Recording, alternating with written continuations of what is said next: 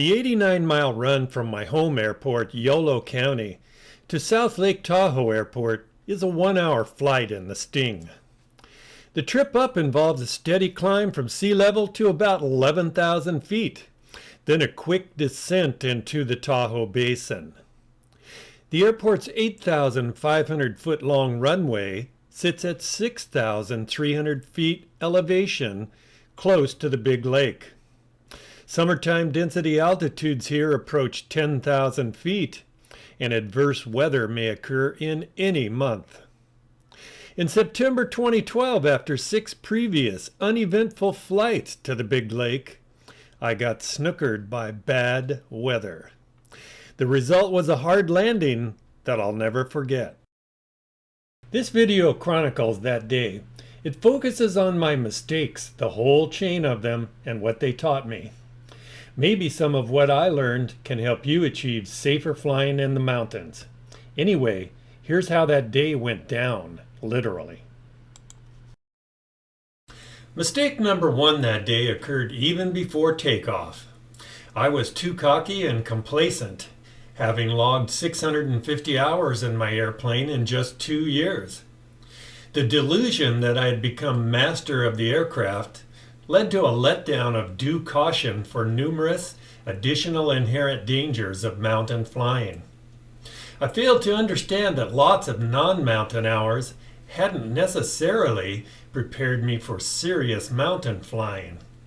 In short, I didn't know how much I still didn't know about mountain flying. Mistake number 2 was leaving at midday instead of my usual 0 dark 30. By restricting previous flights to early mornings, exposure to convective and mechanical turbulence from rapid daily summertime warming was minimized. But for this trip, I wrongly assumed that the shorter days and lower sun angles of late September would equate with much less turbulence, just as in midwinter. But late September is not winter, and there was actually still high probability of serious midday turbulence. At 7,500 feet in the climb towards the summit, something was very different from previous morning runs.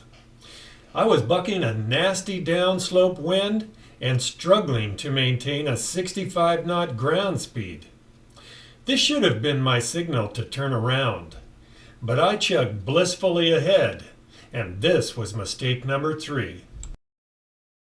With the headwind, I ended up being between 7,500 and 11,000 feet for about an hour.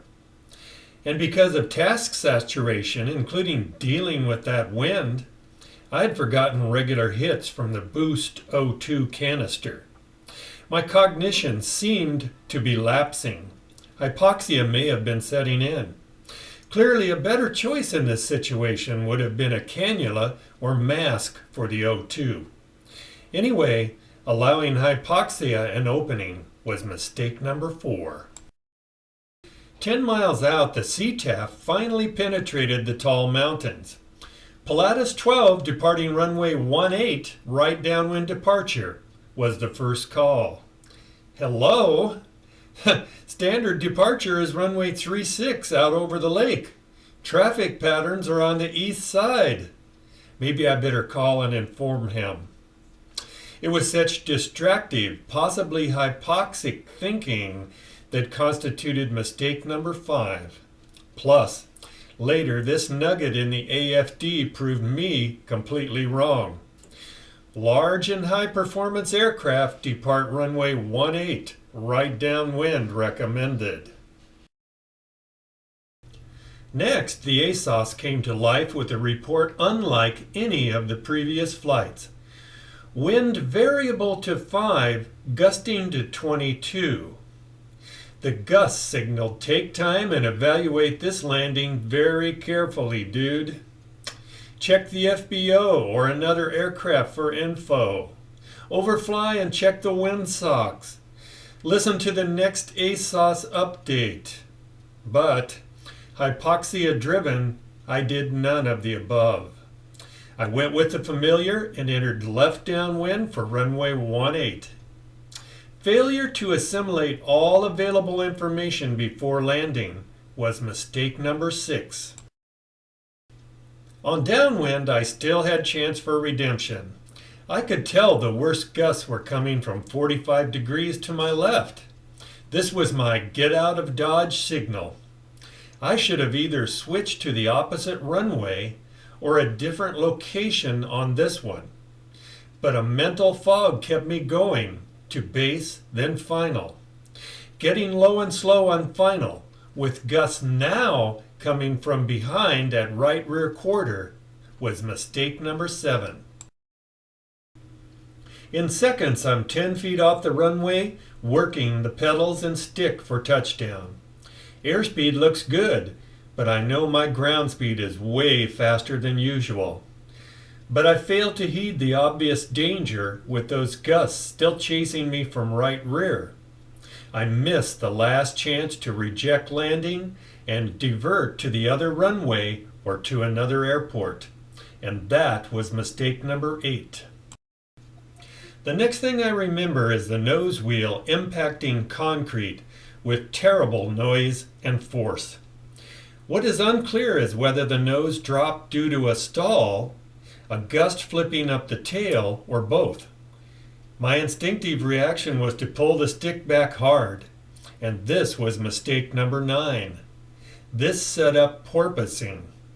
Luckily, after 2 leaps, I found my senses powered up and made the call for a go-round. I had no idea what damage was done, but judging from the force of impact, I knew it might be serious. And serious it was. The rudder pedals were nearly immovable, which meant that the nose gear strut was bent. I was able to make 2 ugly turns, first crosswind, then downwind, but with marginal rudder control, I decided to aim the airplane for home and not attempt another landing in a cement mixer. Diverting home almost became big mistake number 10 with what occurred next. As I crested the summit and picked up speed, the airplane began vibrating from a fluttering horizontal stabilizer. An instant drop in throttle and speed returned smoothness. But now it was clear there was more than just nose gear damage. So I phoned ahead to the airport and got observers ready to assess damage underneath as I flew a low pass. They reported nothing unusual, so I put her down in calm wind and finally exhaled in relief. As the nose gear repairs began, the source of the fluttering was also discovered. During porpoising, the tail cone had hit the runway, bending an elevator control rod and causing the trim cable to slip an inch. This put elevator and trim out of coordination, causing the flutter at high speed. Well, in just days, I was back in the air, and before long, I was back at the big lake, but not before some serious additional training. Thanks for watching. Browse my other videos at Sting Flight and subscribe. It's free.